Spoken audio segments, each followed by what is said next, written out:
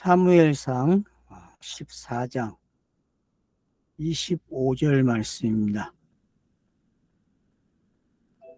요나단과 무기된 소년과 함께 블레셋과의 전쟁에서 이제 많은 사람을 죽이게 되고, 그래서 이스라엘이 구원을 얻는 그런 이야기를 봤습니다. 그래서 23절에 보면 여호와께서 그날에 이스라엘을 구원하심으로 전쟁이 베아엔을 지났니라. 그래서 잃었던 땅을 되찾는 모습, 블레셋과의 경계집이죠. 그 땅을 차지했다고 이야기합니다. 그리고 나서 이제 한참 전쟁이 일어났을 때에 본지에서는 어떤 일이 일어났는지를 설명해 주고 있습니다. 한편에서는 전쟁을 하고 한편에서는 어떤 일이 일어났는지를 설명함으로써 사울이라는 사람의 어떤 건지를 좀 더 우리에게 드러내주고 있다, 그렇게 볼 수 있죠. 사울의 본질이 뭐냐? 사울이 가지고 있는 이미지, 상징성, 이런 거를 좀 더 윤곽을 드러내고 있다고도 볼 수 있습니다. 그래서 이제 금식 문제가 탄생합니다. 백성이 그날 피곤했다 그래요. 그 이유는 사울 왕이 금식을 맹세했기 때문에. 그래서 어떤 사람 간에 먹는 사람은 저주를 받는다고 했고, 그래서 결국은 금식함으로써 전쟁이 원활하지 못했다라는 걸 설명해 주고 있습니다. 자, 사울과 백성이 금식을 하는 상황에서 요나단은 이거를 먹는 상황이 되죠. 자, 그래서 이제 25절 보면은 그들이 다 숲풀에 들어간 즉 땅에 꿀이 있더라.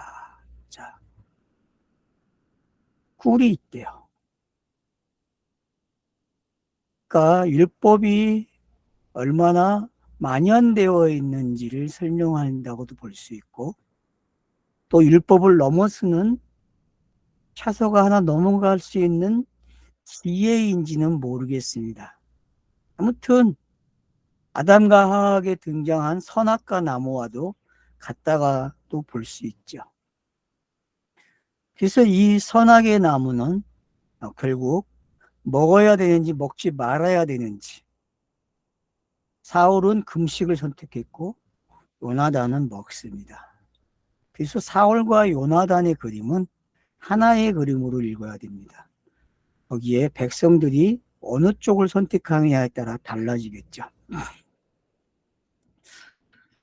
그래서 이제 숲을 들어가니까 땅에 꿀이 있다라는 것을 힌트를 줍니다. 그래서 백성이 숲에 들어갈 때에 꿀이 흐르는 것을 보고, 자, 그들이 맹세를 두려워해 손을 그 입에 대는 자가 없었다라고 이야기합니다. 그래서 결국은 못 먹어요. 자, 원래는 아담과 하와처럼 선악과를 따먹으면 좋았을지도 모르죠.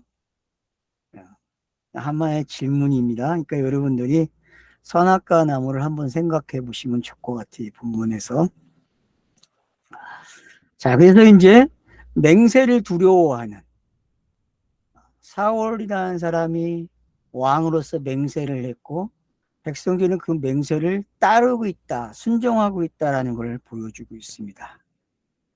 한편 요나단에 대해서는 이렇게 이야기하죠. 그의 아버지가 백성에게 맹세하여 명령할 때에 듣지 못하였으므로 손에 가진 지팡이 끝을 내밀어 벌집의 꿀을 찢고 그의 손을 돌려 입에 대매 눈이 밝아졌다 그래요. 그러니까 여러분 지금 선악과 먹는 이야기와 매우 흡사한 장면이 묘사되고 있다는 것을 알 수 있죠. 한쪽은 선악과를 먹고 있고 한쪽은 선악과를 안 먹어요. 이게 뭘까?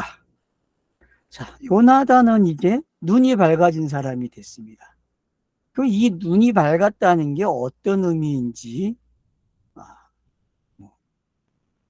모르겠습니다. 솔직히 이게 어떤 건지 해석을 하려면 얼마든지 창세기 3장 가서 그들이 눈이 밝아졌다고도 거기서도 나오잖아요. 눈이 밝아져. 벌게벗었으나 눈이 밝아졌더라. 그래서 안 보이던 게 보이죠. 그죠? 안 보이던 게. 수치가 보이기 시작했죠. 수치. 그러나 그걸 따먹음으로써 그들은 뭐가 일어납니까? 구원의 방법을 배우기 시작합니다. 창세기 3장에서는. 그러니까 안 따먹었으면 구원의 내용을 몰랐어요. 따먹었기 때문에 구원의 내용이 나오는 거거든요. 그러니까 사울과 백성은 구원의 내용을 모른다고도 볼 수 있어요. 왜냐하면 이미 요나단은 자기 무기를 든 소년과 함께 여호와께서 구원하시는 것을 맛봤고 그 맛보는 가운데에 꿀을 먼저 먹었는지 모르겠어요. 아마 꿀을 먼저 먹었겠죠. 이 상황을 봤을 때에. 그리고 전쟁에 참여하는 거니까 올라간 숲을 들어가서 먹고 숲을 지나며 가면서 이제 블레셋 사람들을 상대했기 때문에 그러니까 이런 걸 우리가 좀 생각한다면은 저자가 지금 요나단 이야기를 먼저 집어넣고 그리고 사울의 말이 어떻게 백성들에게 영향을 미쳤는지를 설명함으로써 요나단과 사울이 이제 결국은 여호와 앞에 서게 되고 그 여호와 앞에 선 사람 중에 요나단이 뽑히게 되는 이런 상황들을 몰고 가는 걸 보게 되면은 선악과 나무의 더 진전된 이야기다. 선악과 나무의 진전된 이야기는 남자가 여호와로부터 징계를 받고 또 여자도 징계를 받고 뱀도 징계를 받거든요. 그래서 이런 이야기들이 어떤 건지 알게 되면은 결국은 여자와 남자가 받는 이야기, 뱀이 받는 이야기, 이런 것들이 합쳐진 이야기가 지금 사울과 요나단 이야기 속에 어떻게 들어오고 있는지만 아시게 되면은 이 이야기가 지금 구원의 이야기로 향하고 있다. 스타로워스를 향하고 있다는 것을 다시 한번 보게 한다는 겁니다. 자, 그때의 백성 중 한 사람이 말하여 이르되 당신의 부친이 백성에게 맹세하여 엄히 말씀하시기를 오늘 음식을 먹는 사람은 저주를 받을지어다 하셨나이다. 그러므로 백성이 피곤하나이다 하니. 자, 여기서 말하는 그 한 사람이 이제 당신의 부친이 한 말에 대해서 설명을 해주기 시작합니다. 그러면서 이렇게 저주를 받았다 그렇게 이야기를 하죠. 창세기 3장에 있는 묘사를 어떤 식으로 바꿔놓은가를 여러분이 아시면 됩니다. 그러니까 아버지가 지금 한 역할은 뭡니까? 결국은 엘로힘이 한 역할이죠. 그래서 요나단이 이르되 내 아버지께서 이 땅을 곤란하게 하셨다 하고 보라 내가 이 꿀의 조금을 맛보고도 내 눈이 이렇게 밝아졌거늘. 그래서 이제 눈이 밝은 게 어떤 건지, 이 땅을 곤란하게 한 게 뭔지, 아버지는 도대체 어떤 역할을 했을까? 이런 것들을 우리가 이제 생각해 보면 좋겠죠. 그래서 율법 아래에 있으면 백성이 피곤하죠. 우리는 이제 그래서 블레셋 사람들이 히브리라는 말을 썼습니다. 이스라엘이라는 말을 안 쓰고 히브리 사람이라는 말을 썼습니다.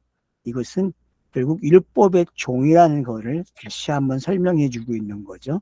그걸 우리가 좀 생각한다면은 사울의 금식 명령은 백성을 피곤케 했다고 하는 요나단의 설명이 어떤 건지 이해가 되는 거죠. 그리고 이제 29절에 이 땅을 곤란하게 했다 그러거든요. 이 땅을 곤란하게 한 사건이 우리는 아간 사건을 알아요. 아간. 여호수아 7장 25절에 나오죠. 그리고 입다의 딸도 그러죠. 그죠?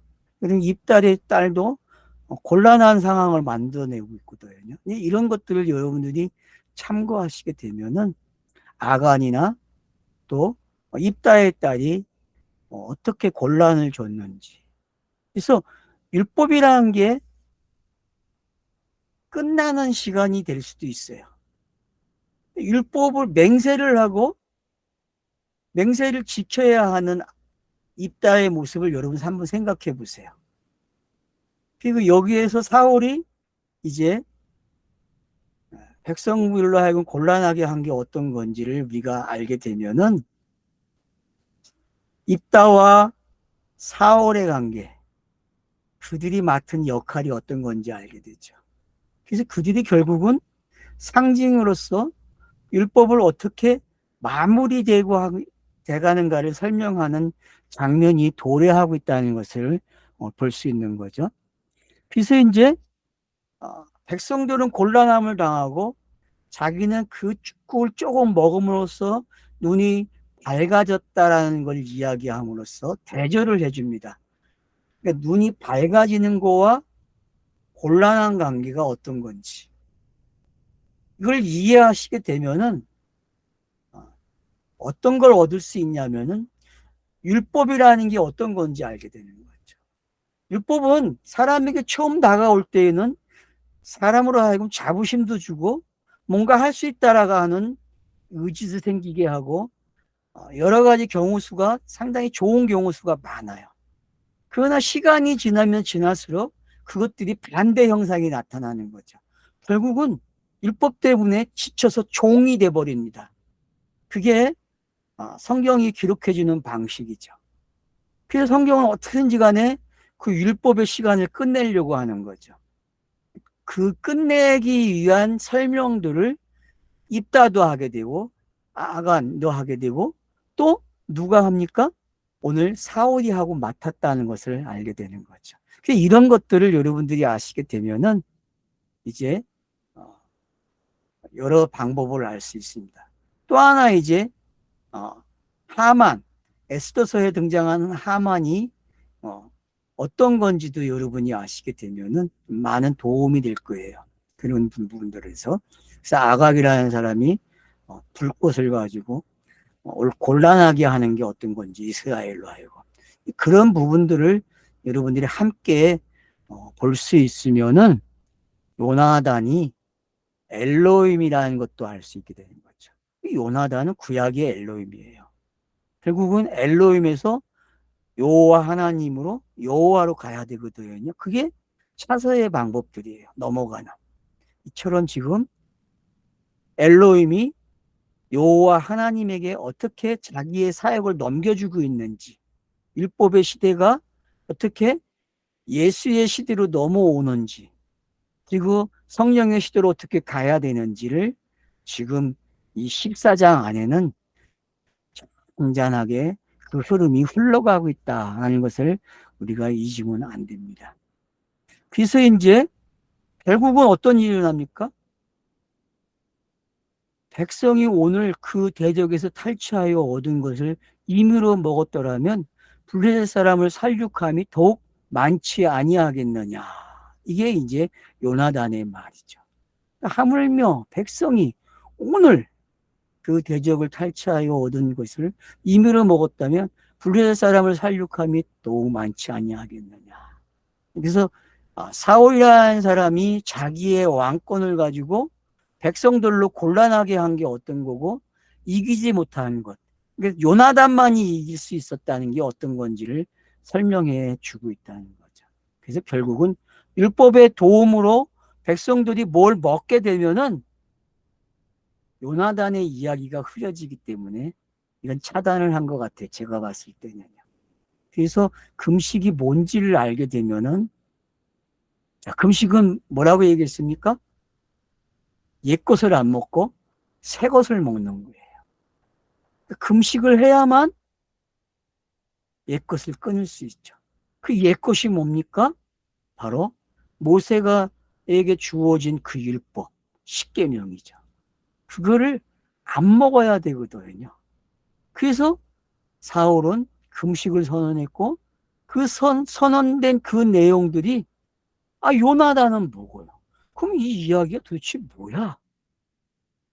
자, 요나단이 먹었어요. 그럼 요나단은 수고하고 무거운 짐으로 먹었다는 생각을 한번 가지면 어떨까요? 수고하고 무거운 짐은 예수만 짊어질 수 있는 짐이잖아요. 근데 요나단은 사울이 먹지 못하게 한 거를 먹을 수 있는 사람이 바로 요나단이라는 거죠. 그렇게 여러분들이 한번 이해를 하신다면은 아마 이해가 더 빨라질 것 같아요. 본문을 이해하는데. 그러니까 그걸 좀 참고해 주시면 좋겠습니다. 그래서 지금 이 24절부터 30절까지의 이야기는 중간에서 양쪽을 설명하는 거예요. 이런 경우에 이렇게 하면 좋았는데 왜 이렇게 했지? 그래서 요나단은 전쟁을 이미 끝내고 돌아오는 길이었고, 그 돌아오는 길에 아버지가 금식을 시킨 이야기를 듣게 되고, 그거에 대한 요나단의 조그마한 평가가 등장하는 거죠. 그래서 결국은 요나단이 바램, 사울이 줄 수 없다는 걸 알게 되는 거죠. 사울이라는 사람은 요나단이 말한 것을 줄 수 없는 사람이라는 것을, 한계점이 있다는 것을 요나단을 통해서 들어치워내고 있다는 것을 우리가 확인할 수 있으면 좋을 것 같습니다. 자, 31절부터는 이제 그날의 백성이 민막스에서부터 아얄론에 이르기까지 블레셋 사람을 쳤으므로 그들이 심히 피곤했다 그래요. 자, 전쟁이 이제 끝나지 않았어요. 더 진행되고 있다는 걸 알 수 있어요. 자, 우리에게니까 일부를 설명했다면 전쟁의 2부에 나가는 거예요. 근데 금식을 했으니까 어때요? 피곤해요. 피곤해. 피곤한다니까요. 그러니까 어떡합니까? 32절에서 백성이 이에 탈취한 물건에 달려가서 양과 소와 송아지를 끌어다가 그것을 땅에서 잡아 피채 먹었다 그래요. 자, 이제 탈취한 노량물을 갖다가 먹기 시작했어요.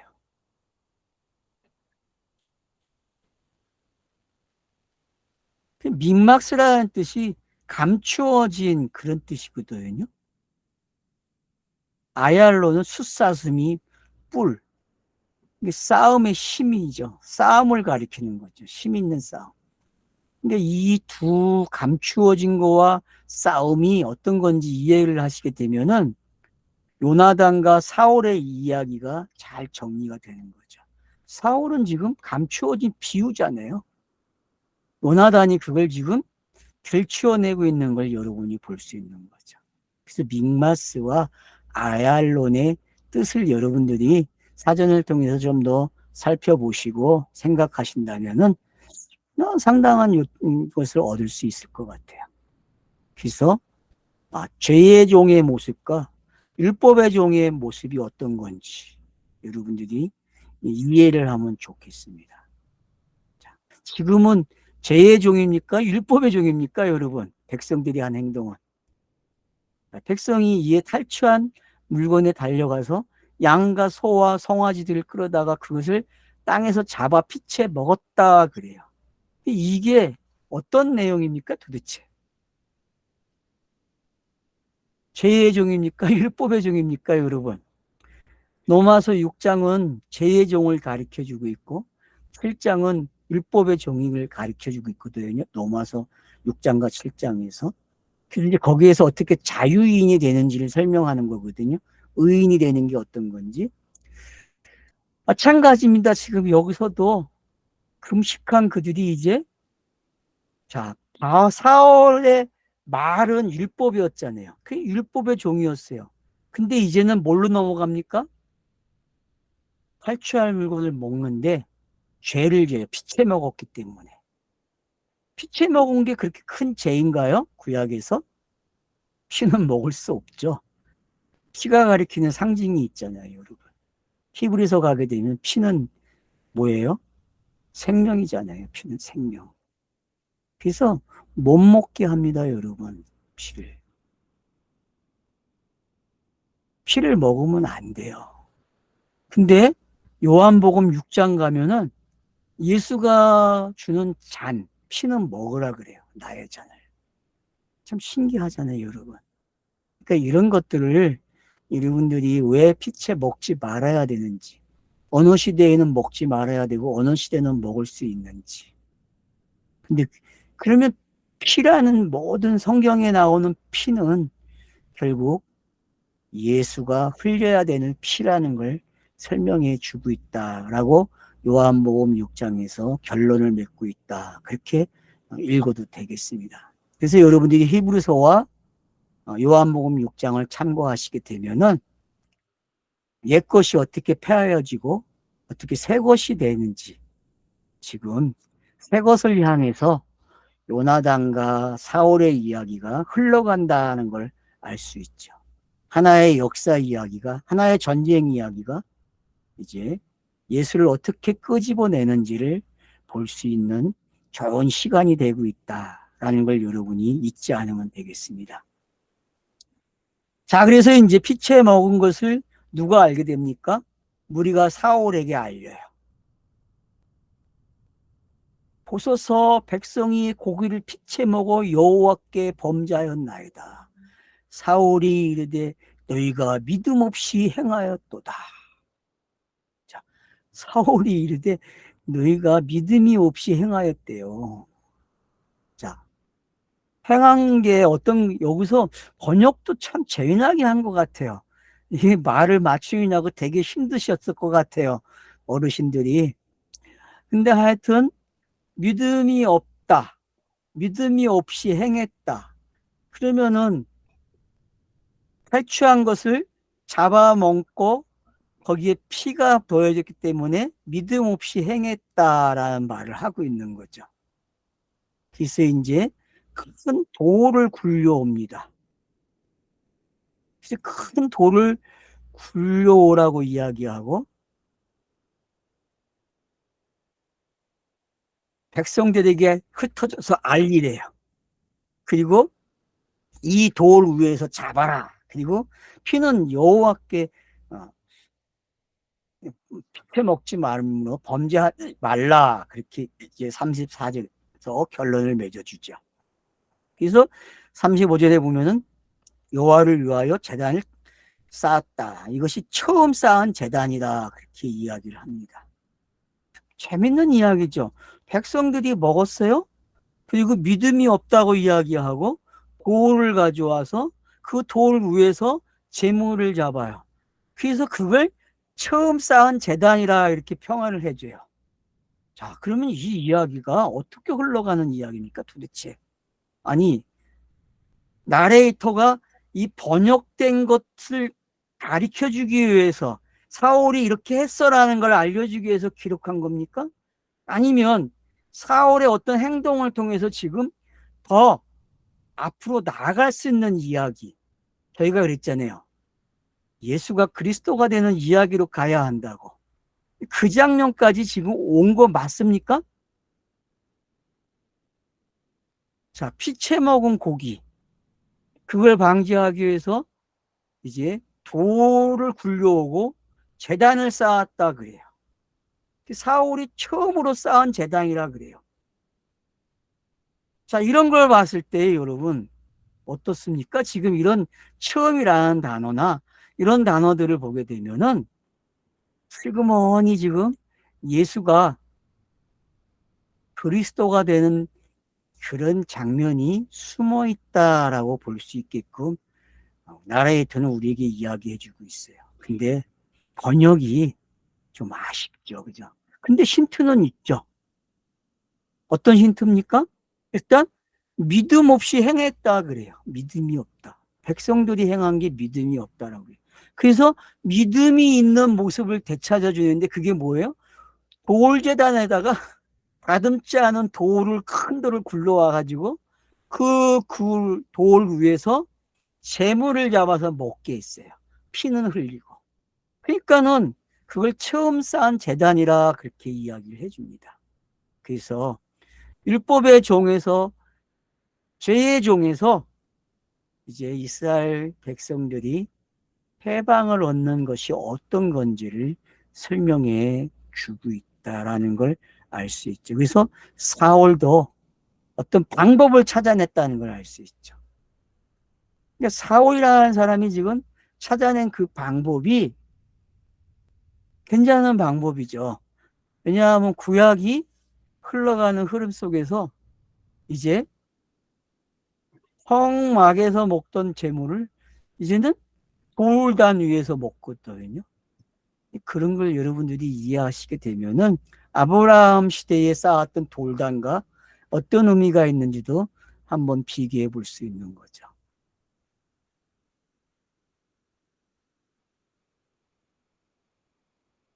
자, 그래서 이제 24절부터 시작된 35절까지의 내용을 정리하면요. 결국은 맹세가 뭔지, 금식이 뭔지, 그리고 그걸로 인하여서 백성들이 얼마나 피곤했는지, 그리고 그 피곤함 때문에 살육을 더할 수 없었던 모습이 어떤 건지, 그리고 믹막스와 아얄론이라는 단어가 등장하면서 백성들이 탈취한 것을 이제 피채 먹는 게 어떤 거였는지, 그래서 그걸 하지 않게 하기 위해서 사울이 큰 돌을 굴려오고 그 큰 돌로 하여금 제단을 되게 하고 거기서 이제 제단을 쌓았다, 그렇게 성경이 설명을 해 주고 있습니다. 어때요, 여러분? 이게 스타로스가 세워지는 장면으로 읽어지십니까? 사울이 결국은 스타로스를 세웠다니까요. 보홀단을 쌓으면서 거기서 제사를 드림으로써 성막에서 행했던 것들이 다 사라지고 이제 아브라함 시대로 넘어간 모습이 보여지고, 그래서 백성이 한 건 믿음이 없다 그러고, 그러면 사울이 한 건 믿음이 있는 거잖아요. 아닙니까? 사울의 입장에서 보게 되면은. 그런 걸 우리가 유추해 본다면은 지금 본문이 이야기하고자 하는 그런 처음 여호와를 위해서 처음 제단을 쌓았다는 게 어떤 건지, 그래서 어떨 때는 여호와로 등장하고 어떨 때는 엘로힘으로 등장하는 이런 그 성경의 그 묘사들이 계속 지금 여호와로 등장하고 있다는 걸 아셔야 돼요. 그래서 결국은 여호와께 쌓은 제단이 된 게 어떤 건지, 그래서 여호와의 시대가 열렸다는 거. 여러분, 여호와의 시대는요, 성령의 시대와 맞물려 있다는 걸 여러분들이 이해하셔야 합니다. 예, 쉬었다 하죠.